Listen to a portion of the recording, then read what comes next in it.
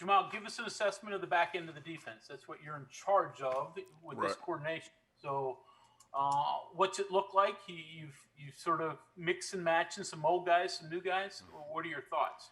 Well, you asked the question and then you answered it for me, man. I mean, jeez. But no, the truth of the matter is, it's exactly what you said. A fair mixture of some guys that you consider them older, but really were young guys that we played early last year that got good experience and were able to show that they can compete and play at a high level, like Nick Troy and obviously Tyke Smith. And then you mix in some of the younger talent that has come along and shown the ability to help us out this season, like a Darryl Porter, and so you start to feel really good about things going into game one. Now, obviously, when I say really good about things, meaning the promise, right? We've got to continue to work, and we're not going to be necessarily where we want to be, even in game one. But what we would hope is that the group would continue to grow throughout the season and turn it into what we think could be a really successful one. Next question is from John Antonic. Go ahead, John. I'm slow to the trigger on this unmute deal.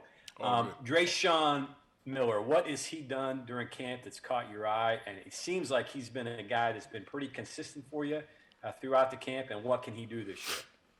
Yeah, Dre has been the most consistent guy in camp throughout this fall camp. And it's been pretty cool to see because Dre come in as a guy who wasn't necessarily, that wasn't his strong suit, was his consistency. But he's done a really good job. I think over the year in which he sat and got a chance to really look back and sit back, and watch the game while having to deal with the knee injury last year, I thought that maybe in hindsight, maybe was probably one of the better things that has happened to Dre, being that he was able to really advance himself and mature himself mentally while trying to rehab himself physically. And it shows now that he's back both physically and mentally, that he's primed and ready to have a good season, and I'm excited for him. I think anytime a young man works their butt off, especially in rehab, that's a tough deal, just being out of it, but then comes back better than they left. I think that's a pretty cool thing, and Dre's done that. I want to ask you real quick, you like bigger guys, and he's got that size, I guess, that you're looking for in corners. Is that what fits your body type for players that you're looking for? Yeah, so, I mean, every corner coach, every DB coach is going to tell you they want the tall, long kid, and quite frankly, we all do. I mean, that's huge, right, for us to be able to have the length. I think anytime you have length, if you lack something, whether it be, being great at the line of scrimmage or even as you get, downfield, maybe not great speed, it's still hard to get the ball in because there's obviously a large radius around them in which they're able to get to the football. And then when you have both, when you have that radius and that length, and then you also have the athletic ability, it lends to a pretty cool, complete athlete. And Dre is not necessarily that yet. I'd never coin any of my guys that, they know it, but it's very, very close to it. Cody, we'll go to you next. So we heard Coach Leslie talk about it, but I was wondering, from your perspective, how has the kind of split of responsibilities gone so far between you and him, in terms of game prep, coming up with a game plan and things like that? It's been awesome. It's funny. Everybody's been asking. That's the $1 million question. How you guys working together? We've been working together since last year, and sharing the same ideas, and sitting in the same meeting rooms, and having the same discussions, and agreeing to disagree, and at the end of the day, coming up with solutions that are best for the program and best for our defense. And nothing has changed there. He's been awesome to work with. I learned something every day working with him. Not only him, Jeff Kuntz is a great defensive mind. Dante Wright's been a coordinator in his own right.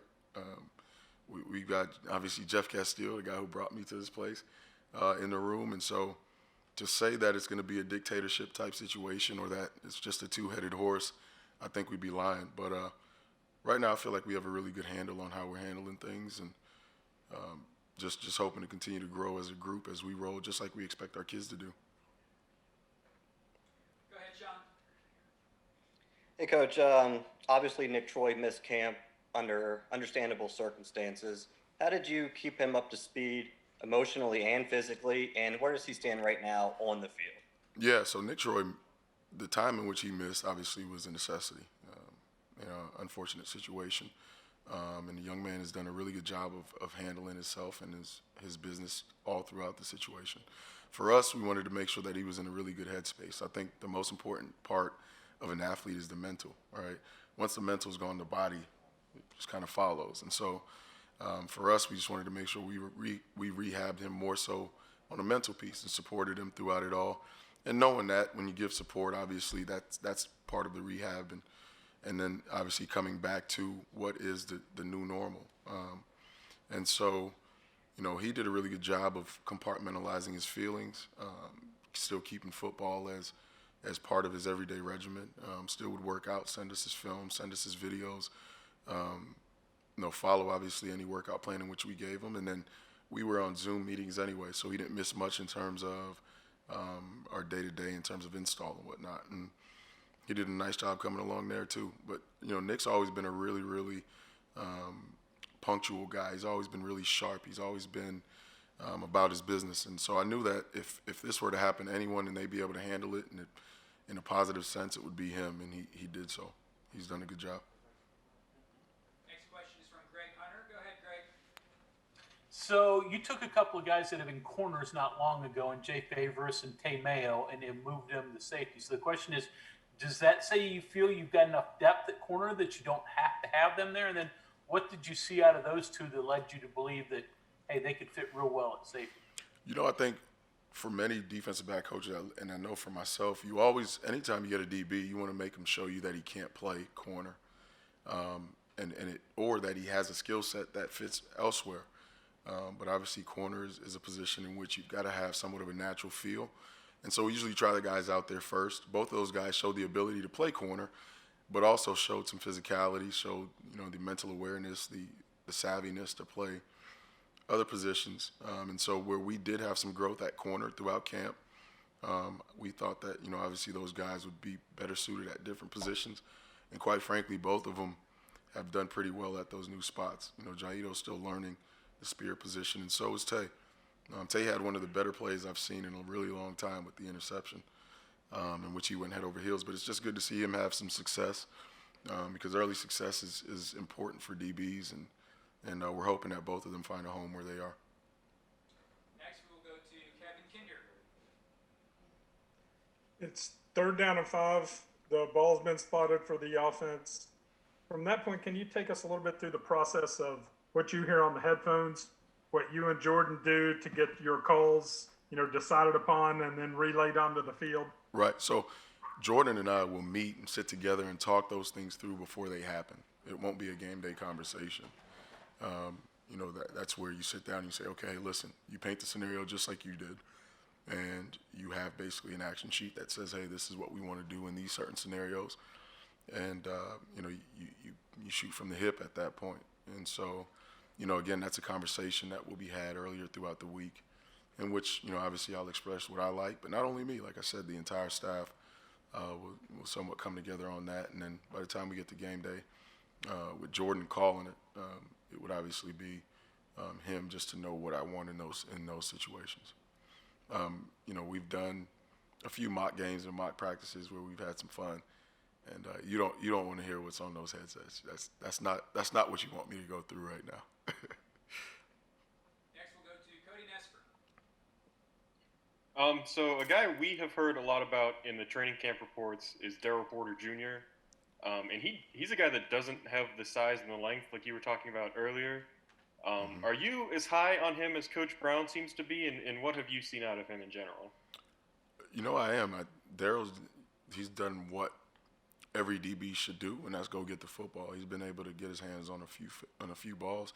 But I think the most important thing, really the most impressive thing about Darryl is his ability to respond. There was a time or two as a young corner where you're going to give one up. And every time that's ever happened to him, he's always shown back up on the next play, and really hammered it home and changed his best and really got back to basics. And so that's good to see, because the never too high, never too low type mindset is what you want as a corner, and especially as a corners coach. And so he's been able to do that. He comes from great pedigree, and his dad, who's obviously a former NFL player and a current coach down in Florida where he played high school ball. And so he has a base that he come with, and then obviously just teaching him the scheme and cleaning some things up here and there, and he's shown his ability to help us. And as long as he continues to grow, he'll do so. Back to Sean Manning. Go ahead, Sean.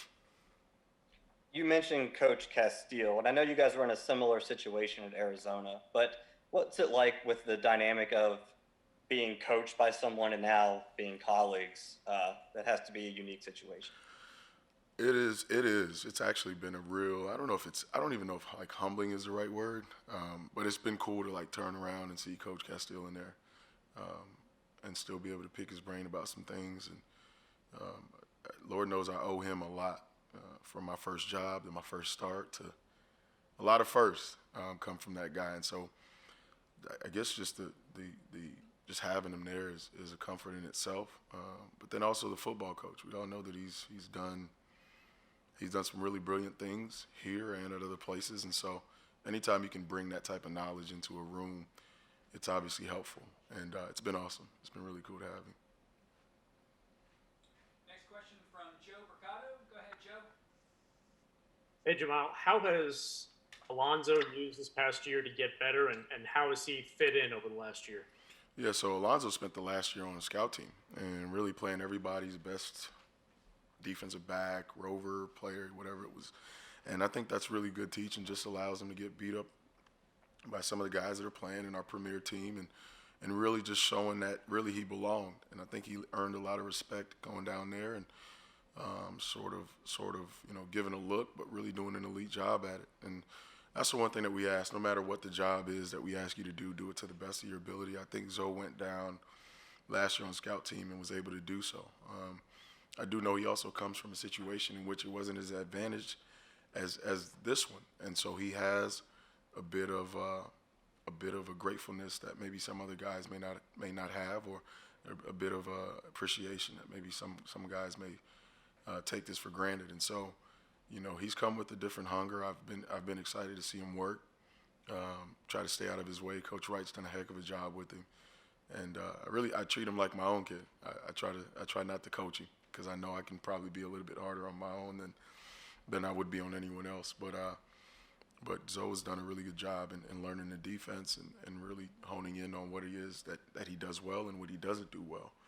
And I think that's important as a player, is to know both, and he's done a good job of that. All right, Coach, your last question is going to come from John Antonic. John, go ahead. Just stayed on mute. I got to get faster to the trigger. Just All curious, you're responsible for the two guys from Arizona, Turner and Fields. You know them probably better than anybody. Just give us an idea of your thoughts on them. From what I've seen, both look like very good players, active. What do you see from them? How will they fit with this defense? Yeah, so I recruited both when they were obviously freshmen, bringing them into the college fold, and they were both really dynamic young players. There's been a few years in between, and so obviously there's some maturation in between. So they actually have turned into, even probably more elite players than I would have thought at that point in time. They both had what I would call productive careers at Arizona, and we're just looking for a new start. Obviously, prior relationship is there. We have conversation and recruit them here to come play football for us. Both of them have skill sets that are unique to themselves. Scotty Young is a really, really aggressive safety, loves to hit, really physical, was known as a leader at the last place, and we'd like to hope he brings some of that here. Obviously new and trying to find his way right now. That may not be the case, but as he goes, I think some of that will come naturally. And then Tony Fields is just a guy who's made a bunch of plays, a bunch of tackles. He's extremely athletic, shows up at the ball with bad intentions, and we're excited to have him in the middle of the field as well. Fields, possible NFL type guy. I've seen him on some watch lists, that type of thing, and it increases the athleticism at your linebacker position too, right? Absolutely. And we like playing behind those guys. We like playing behind guys that can run, right? That way it doesn't get to us. So, pretty exciting.